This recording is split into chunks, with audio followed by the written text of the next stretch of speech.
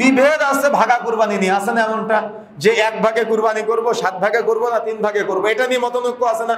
কিন্তু মুসলমান যদি তাওহীদের স্বীকৃতি দিয়ে তারা কুরবানি করতে পারতো, তাহলে তারা মতনৈক্যের ভিতরে না গিয়ে নিজের সামর্থ্য অনুযায়ী তারা গরুর ফুটানি দেখাতো না। যার যতটুকু সামর্থ্য আছে, সামর্থ্য নাই কুরবানি করলাম না, আমার কি জাত যাবে, আমার কি মান যাবে? সামর্থ্য আছে কম, আমি ছাগল কুরবানি করব। সামর্থ্য একটু বেশি আছে, গরু কুরবানি করব। বেশি আছে, উট কুরবানি করব। সামর্থ্য নাই, করলাম না, আমি ঝামেলার ভিতরে কেন যাব? জায়েজ আছে কি নাই এটা নিয়ে উলামায়ে কেরামের মাঝে বহুত মতনৈক্য আছে, আমরা ওদিকে যাচ্ছি না। কিন্তু আমি একটা সব জ্ঞানে বোঝাতে যাচ্ছি আপনাদের, কথা বুঝতে পেরেছেন? সেটা হলো আমার সামর্থ্য কম আছে, আমি কুরবানি করলাম না, আমার উপরে তো ফরজ করা হয় নাই। কথা বুঝেন নেই? আমার উপরে কি ফরজ করা হয়েছে সামর্থ্য না থাকলে? ধার করে কুরবানি করতে বলা হয়েছে। বরং যদি আপনি ঋণগ্রস্ত থাকেন, তো যিনি আপনার কাছে টাকা পাবে তার সাথে সমঝোতা করে, পরামর্শ করে, যে তোমার টাকাটা যদি আমি পরে দেই আর আমি যদি কুরবানি করি, যদি তিনি অনুমতি দেয় তো আপনি কুরবানি করতে পারেন। কথা বুঝতে পেরেছেন?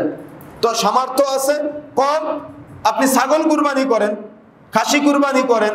সামর্থ্য একটু বেশি আছে, আপনি ছোট গরু কুরবানি করেন, তার থেকে বেশি আছে বড় গরু কুরবানি করেন। কিন্তু আমাদের সমাজে আমরা সামর্থ্য কম আছে, আমরা ওই যে গরুর গোশত খেতে হবে, এরকম বহু আমাদের কাছে অনেকেই ফোন দেয় তো মাসাআল্লাহর জন্য। আমরা বুঝি আর কি, জানি যে অনেকেই হঠাৎ করে বলে ফেলে কথা যে আমার বাড়িতে তো খাসির গোশত খায় না। কথা বুঝেন না মনে হয়, যার কারণে গরুতে একটা ভাগি দিয়ে দিলাম। তো আপনি কি করবেন? আমি আপনার ব্যক্তিত্বের উপরে আমি হস্তক্ষেপ করতে চাচ্ছি না। তবে আপনি যদি আমার কাছে জিজ্ঞাসা করেন যে আমি কি বলবো, তাহলে আমি এটা আপনাকে পরামর্শ দিব। সেটা হলো, যদি আপনার সামর্থ্য না থাকে কুরবানি করিয়েন না। যদি সামর্থ্য থাকে, আপনি কম থাকে ছাগল কুরবানি করেন, তার থেকে একটু বেশি থাকে একটু বড় দেখে খাসি কুরবানি করেন। যদি তার থেকে একটু বেশি সামর্থ্য থাকে, একটা ছোটখাটো থেকে গরু কুরবানি করেন। তার থেকে একটু বেশি সামর্থ্য আছে, আপনি একাকী একটা বড় কুরবানি করেন। তার থেকে বেশি সামর্থ্য আছে, আপনি উট নিয়ে এসে কুরবানি করেন, কোনো সমস্যা নাই। কিন্তু ভেজালের বাইরে থাকার চেষ্টা করেন। যেখানে সমস্যা আছে সেখানে যাওয়ার দরকার নাই। কিন্তু জায়েজ কি না জায়েজ আমি ওদিকে যাচ্ছি না। কথা বুঝতে পেরেছেন? সুতরাং এটা হলো বুদ্ধিমানের আচরণ বা বুদ্ধিমানের বৈশিষ্ট্য বা বুদ্ধিমানের কাজ হবে সামর্থ্য অনুযায়ী একাকী কুরবানি করা। এটা হলো আপনার জন্য উত্তম, এবং এজন্য এখন থেকে প্রস্তুতি গ্রহণ করেন। আর এটা মানুষকে বলে বেড়ানোর কিছু না। দেখবেন কিছু মানুষ চায়ের দোকানে বসে, না আমার তো 1,20,000 টাকার গরু, 5 থেকে বলতেছে, না আমি তো গরু জবাই করলাম কুরবানির পরে, তো আমার গরু 1,20,000 টাকা দিয়ে কিনলাম, কিন্তু গোশ মনে হয় 1 লাখ টাকারও পরে নাই। কি আছে না এমনটা? তার মানে কি এগুলা কুরবানি? কি মনে হয় আপনার কাছে এগুলা কুরবানি?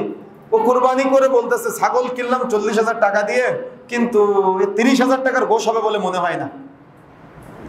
তো এগুলাকে আমি কুরবানি মনে করি না। আপনি কি মনে করেন আমি জানি না। এগুলা লৌকিকতা ছাড়া কিছুই না। আর যদি আপনার লোক দেখানোই হয়, তাহলে কুরবানি করলেন নেকির উদ্দেশ্যে, কিন্তু লোক দেখানোর কারণে ওটা নেকি তো পেলেন না, বরং এটা রিয়া হলো। আর রিয়া হলো ছোট শিরিক। তার মানে আপনি ডবল পাপের ভাগীদার হলেন। এই জন্য এটা ফুটানি করার কিছু না, বরং সন্তানকে তাওহীদের শিক্ষা দিন। সন্তানকে নিয়ে একটু চিন্তা করুন। এটা সন্তানকে নিয়ে গবেষণা করার ইতিহাস, এটা সন্তানকে নিয়ে চিন্তা করার ইতিহাস। না হলে যুব সমাজ ধ্বংস হয়ে যাবে। আমি তো মনে করি এই কুরবানির ঈদের দিন এদিকে বাবা গরু ছাগল ভেড়া কুরবানি করে ইব্রাহিমের আদর্শ জাগ্রত করার জন্য।